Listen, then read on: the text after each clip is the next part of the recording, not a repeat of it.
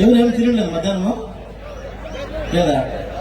ಜೈ ಬರೋ ಭಾರತ್ ಮಾತಾಕ್ಕೆ ಸನ್ಮಾನ್ಯ Shri H D Kumaraswamy ಅವರಿಗೆ, ನರೇಂದ್ರ ಮೋದಿ ಅವರಿಗೆ, ದೇವೇಗೌಡರಿಗೆ, ನಿಮಗೆ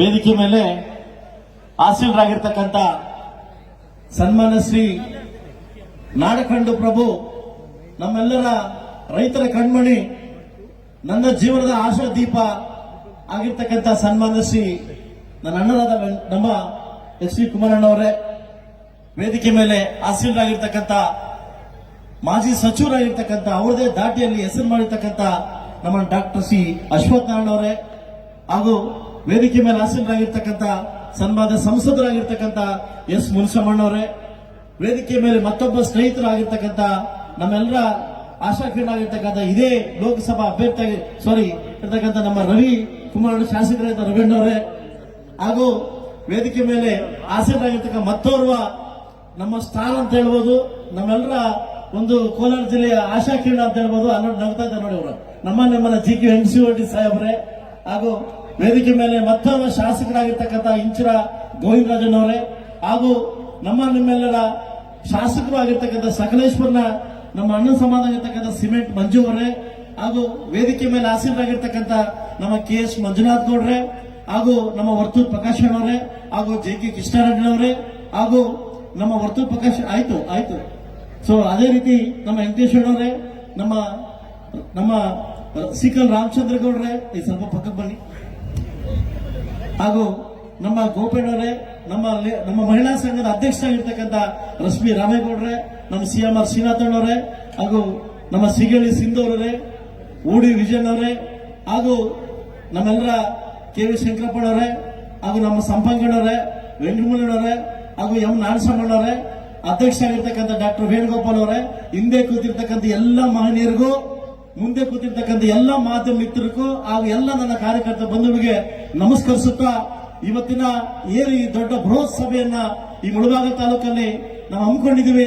ತಮ್ಮೆಲ್ಲರಿಗೂ ಗೊತ್ತಿದೆ, ಇವತ್ತಿನ ನಮ್ಮ ಅಭ್ಯರ್ಥಿಯಾಗಿರ್ತಕ್ಕಂಥ ನಮ್ಮೆಲ್ಲರ ಅಭ್ಯರ್ಥಿ NDA ಅಭ್ಯರ್ಥಿಗೆ ಪರವಾಗಿ ಮತ ಕೇಳಿ ಬಂದಿದ್ದೀವಿ. ಇವತ್ತು ಬೃಹತ್ ಮೆರವಣಿಗೆ ಮೂಲಕ ಇವತ್ತು ಸಂಜೆಯ ಕಾರ್ಯಕ್ರಮನ ಏರ್ಪಡಿಸಿ ಮಾಡಿದ್ವಿ. ಸೊ ನೀವೆಲ್ಲರೂ, ನಾನೇನು 2-3 ದಿವಸದಿಂದ ನಿಮ್ಮ ಪಂಚಾಯತಿಗೆ ಬಂದು ನಿಮ್ಮನ್ನು ಕೇಳ್ಕೊಂಡ್ವಿ, ಇವತ್ತು ಕಾರ್ಯಕ್ರಮ ಇದೆ, ಬನ್ನಿ ಅಂತ ಒಂದು ಸಹಸ್ರಾರು ಸಂಖ್ಯೆಯಲ್ಲಿ ನೀವು ಬಂದಿದ್ದೀರಿ.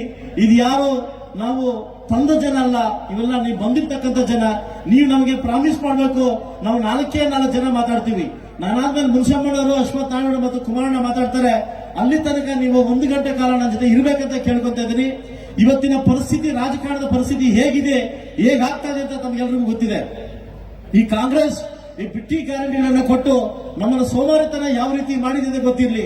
ಸ್ನೇಹಿತರೆ, ಇಡೀ ಭಾರತ ದೇಶಕ್ಕೆ ಇವತ್ತು ಆದಾಯವನ್ನು ಕೊಡ್ತಕ್ಕಂಥ ನಮ್ಮ ಸೌತ್ ಇಂಡಿಯಾ, ಇವತ್ತೇನು ನಮ್ಮ ರಾಜ್ಯಗಳಲ್ಲಿ ಕರ್ನಾಟಕ ರಾಜ್ಯ ನಂಬರ್ 1 ಆಗಿದ್ದೀವಿ.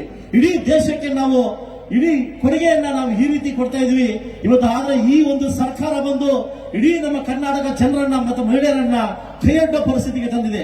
ಇವತ್ತು ಭೂಮಿ ಕೈಯಡ್ಡ ಪರಿಸ್ಥಿತಿ ಬಂದಿದ್ದೀವಿ. ಪ್ರತಿ ತಿಂಗಳು ಅವ್ರು ಹಾಕುವಂತ ಒಂದು ಏನು ಗ್ಯಾರಂಟಿಗಳನ್ನ ಈ ಮಟ್ಟಕ್ಕೆ ತಂದಿದ್ದೀವಿ. ಇವತ್ತು ನಾವು ಯಾವ ವ್ಯಕ್ತಿ ಯಾವ ಮನೆಯಲ್ಲಿ ನಾವು ದುಡ್ಡು ತಿನ್ನುವಂತಕ್ಕ ಶಕ್ತಿ ಬೆಳೆದದೋ ಆ ಮನೆ ಅಭಿವೃದ್ಧಿವಾಗಿರ್ತದೆ. ಆದ್ರೆ ಯಾವುದೇ ಬಿಟ್ಟಿ ಕಾರ್ಯಕ್ರಮ ನಾವು ಯೋಚನೆ ಮಾಡಿ ಅದು ಕಾಯುವಂತ ಪರಿಸ್ಥಿತಿ ಏನ್ ಬಂದಿದೆ. ಈ ಬಿಟ್ಟಿ ಕಾರ್ಯಕ್ರಮಕ್ಕೆ ಮೋಸ್ಟ್ಲಿ ಎಲೆಕ್ಷನ್ ಆದ್ಮೇಲೆ ಇದ್ರ ಒಂದು ಹವಾ ಕಮ್ಮಿ ಆಗುತ್ತೆ. ಬಹುಶಃ ನಮ್ಮ ಪ್ರಕಾರ ನಿಲ್ಲಿಸ್ತಾರೆ. ಯಾಕಂದ್ರೆ ಈಗಾಗಲೇ ಗೊತ್ತಾಗಿದೆ, ದೇಶದ ಅಭಿವೃದ್ಧಿಗೋಸ್ಕರ ಮೋದಿ ಬೇಕು. ಇವತ್ತು ಅಂತ ಮೋದಿ ಅವರನ್ನ ನಮ್ಮ ಕರ್ನಾಟಕದ ಒಂದು ರಾಜ್ಯದ ರೈತರು, ನಮ್ಮ ಅಪ್ಪಾಜಿ ದೇವೇಗೌಡರು ಒಪ್ಕೊಂಡಿದ್ದಾರಂತೆ. ಅವ್ರ ಮನಸ್ಸು ಹೇಗಿರ್ಬೇಕದು ನಮ್ಮ ರಾಜ್ಯಕ್ಕೋಸ್ಕರ ಅಲ್ಲ, ನಮ್ಮ ರಾಷ್ಟ್ರಕ್ಕೋಸ್ಕರ ನಾವೆಲ್ಲ ಅಭಿವೃದ್ಧಿ ಆಗಬೇಕಾದ್ರೆ ಈ ದೇಶಕ್ಕೆ ಮತ್ತೊಮ್ಮೆ ಅಧಿಕಾರ ಮೋದಿಜಿಯವರು ಬೇಕಾಗುತ್ತೆ. ಸೊ ಇದರಿಂದ ಕಾಂಗ್ರೆಸ್ ಗೊತ್ತು ನಾವು ಗೆಲ್ಲಲ್ಲ. ಬಟ್ ಆದ್ರೂ ನಮ್ದು ಒಂದು ಸೀಟ್ ಇರ್ಲಿ, ನಮ್ದು ಒಂದು ಟವಲ್ ಇರ್ಲಿ ಅಂತ ಟವಲ್ ಹಾಕಿದ್ದಾರೆ. ಈ ಕಾಂಗ್ರೆಸ್ ಬಗ್ಗೆ ಗೊತ್ತಿದೆ ಏನೇನು ಅವಾಂತರ ನಡೀತಾರೆ, ಯಾವ ರೀತಿ ನಡೀತದೆ ಅಂತ. ಬಹುಶಃ ಯಾರೋ ಮನೆ ನಮ್ಮ ನಾಯಕರೊಬ್ರು ಮಾತಾಡ್ತಾ ಇದ್ರು, ಕುಮಾರಸ್ವಾಮಿ ಅವ್ರ ಬಗ್ಗೆ ಮಾತಾಡ್ತಾ ಇದ್ರು. ಬಹುಶಃ ಮುಳಬಾಗಿಲು ಕೆಲವು ನಾಯಕರು ಏನ್ ಮಾತಾಡ್ತಾರೆ, ಮೋದಿ ಬಗ್ಗೆ ಮಾತಾಡ್ತಾವ್ರೆ. ಈ ಚಿಕ್ಕ ಪಂಚಾಯತಿ ಲೀಡರ್ ಕೂಡ ಮೋದಿ ಬಗ್ಗೆ ಮಾತಾಡ್ತಕ್ಕಂಥ ಅವಶ್ಯಕತೆ ಬಂದ್ಬಿಟ್ಟಿದೆ ಅದಲ್ವಾ. ಯಾರೋ ಒಬ್ರು ಮಾತಾಡ್ತಾ ಇದ್ರು, ಇವತ್ತು ಊರು ಬಿಟ್ಟು ಊರಿಗೆ ಹೋಗಿದ್ದಾರೆ. ಬಹುಶಃ ಮುಂದಿನ ದಿವಸ ಅಫ್ಘಾನಿಸ್ತಾನಕ್ಕೂ ಪಾಕಿಸ್ತಾನಕ್ಕೆ ಹೋದ್ರೂ ಹೋಗ್ಬೋದು ಕುಮಾರಸ್ವಾಮಿ ಅಂತ ಒಬ್ರು ಹೇಳ್ತಾ ಇದ್ರು. ನಾನೊಂದು ಮಾತು ಹೇಳ್ತೀನಿ ನಾಯಕರಿಗೆ, ಬಹುಶಃ ಅಫ್ಘಾನಿಸ್ತಾನದಲ್ಲಿ ಬದಲಾವಣೆ ಬೇಕಿದ್ರೆ, ಪಾಕಿಸ್ತಾನ ಅಭಿವೃದ್ಧಿ ಬೇಕಾದ್ರೆ ನಾವು ಕುಮಾರಣ್ಣ ಕಳ್ಸಕ್ ರೆಡಿ ಇದೀವಿ.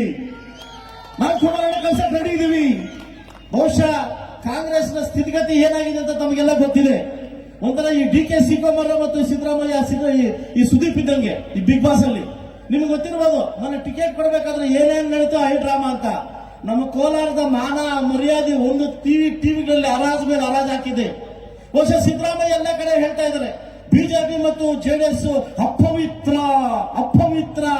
ಬಹುಶಃ KS ಮುನಿಯಪ್ಪ ನೋಡಿ ಹೇಳ್ಬೇಕಾಗುತ್ತೆ ಅಪವಿತ್ರ ನಿಮ್ದ ನಮ್ದ ಅಂತ. ಇವತ್ತು ಎಲ್ಲ ಹೋದ್ರು ನಿಮ್ಗೆ ಐ ಡ್ರಾಮಾ ಏನು ನಾವು ರಾಜೀನಾಮೆ ಕೊಡ್ತೀವಿ. ನಾನು ವೇದಿಕೆ ಒಂದು ಪ್ರಶ್ನೆ ಕೇಳ್ತೀನಿ ನಾಯಕರಿಗೆ, ನೀರಿಗಾಕಿ ರಾಜೀನಾಮೆ ಕೊಡಕ್ ಹೋದ್ರ, ರೈತರಿಗಾಗಿ ರಾಜೀನಾಮೆ ಕೊಡಕ್ ಹೋದ್ರ, ಅಭಿವೃದ್ಧಿಗೆ ದುಡ್ಡು ಬಂದಿಲ್ಲ ರಾಜೀನಾಮೆ ಕೊಡಕ್ ಹೋದ್ರ, ಮನ ಬಜೆಟ್ ಅಲ್ಲಿ ಕೋಲಾರ ಜಿಲ್ಲೆಗೆ ಶೂನ್ಯ ಬಂತ ರಾಜೀನಾಮೆ ಕೊಡಕ್ ಹೋದ್ರ? ಅಲ್ಲ, KS ಮುನಿಯಪ್ಪ ಅಳಿಲ್ ಕೊಡ್ಬೇಕಂತ ಕೊಡಬಾರ್ದು ಅಂತ ರಾಜೀನಾಮೆ ಕೊಡಕ್ ಹೋದ್ರು. ಇವತ್ತಿನ ಮನೆಯೊಂದು 3 ಬಾಗಿಲು, ಮುಳುಬಾಗ್ಲಲ್ಲ, ಇಡೀ ಕೋಲಾರ ಜಿಲ್ಲೆ ಮನೆಯೊಂದು 3 ಬಾಗ್ಲಾಗಿದೆ. ಒಂದು ಗುಂಪು ರಮೇಶ್ ಕುಮಾರ್, ಇನ್ನೊಂದು ಗುಂಪು KS ಮುನಿಯಪ್ಪ. ಪಾಪ ಅವ್ನು ನೋಡ್ರ ಅಯ್ಯ ಅನ್ಸುತ್ತೆ ಗೌತಮ್, ಇನ್ನೊಂದು ಗುಂಪು ಗೌತಮ್. ನೀವು ಕಣ್ಕೊಳ್ಳಿ, ನಮಗೆ ಹೇಗೆ ಒಂದೇ ಗುಂಪು, ಎಲ್ಲಿ ತನಕ ಒಗ್ಗಟ್ಟನ್ನ ಪ್ರದರ್ಶನ ಮಾಡ್ತೀವಿ. ಬಿಜೆಪಿ ಜೆಡಿಎಸ್ ಒಂದೇ ಗುಂಪು, ಎಲ್ಲಾದ್ರೂ ನಮ್ಮ ಗಲಾಟೆ ಇದಾವ? ಇಲ್ಲ, ನಾವೆಲ್ಲ ಒಗ್ಗಟ್ಟು ಒಂದೇ ವೇದಿಕೆಯಲ್ಲಿ ಕೂತಿದ್ವಿ. ದಯವಿಟ್ಟು ನಾನು ಈ ಮೂಲಕ ಕರೆ ಕೊಡ್ತೀನಿ, ಸಾಕಷ್ಟು ಜನ ಹಿರಿಯ ಕುರಿತು ಒಂದು ಡೌಟ್ ಇದೆ. ಬಿಜೆಪಿ ಇವ್ರ ಎಲ್ಲ ತೆಲೆ ಹೊತ್ತ ಮಹಿತ ಮಹಿಳೆ 2ನೇ ನಂಬರ್ ಕುರಿತು ಇದಕ್ಕೆ ವೋಟ್ ಹಾಕೋ ಮುಖಾಂತರ ನಾವು NDA ಅಭ್ಯರ್ಥಿನ ಗೆಲ್ಲಿಸ್ಕೊಡ್ಬೇಕಂತ. ಬಹುಶಃ ನಾನು ಕುಮಾರಣ್ಣ ಬಗ್ಗೆ ನೀವು ಏನು ಹೇಳಂಗಿಲ್ಲ.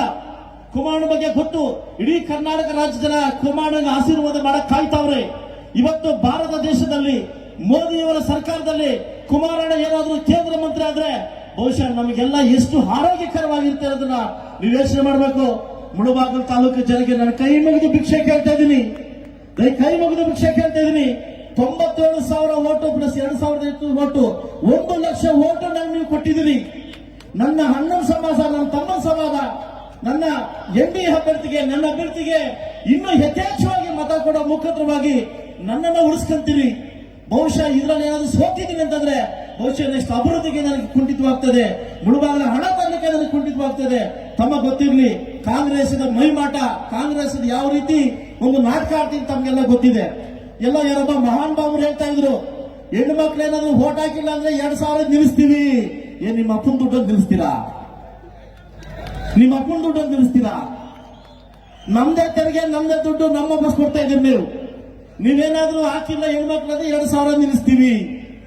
ನೀವು ಯೋಚನೆ ಮಾಡಿ, ಗಂಡು ಮಕ್ಕಳಿಗೆ ಎಣ್ಣೆ ರೇಟ್ ಜಾಸ್ತಿ ಮಾಡಿ ಹೆಣ್ಮಕ್ಳಿಗೆ 2,000 ಕೊಡ್ತಾವ್ರೆ.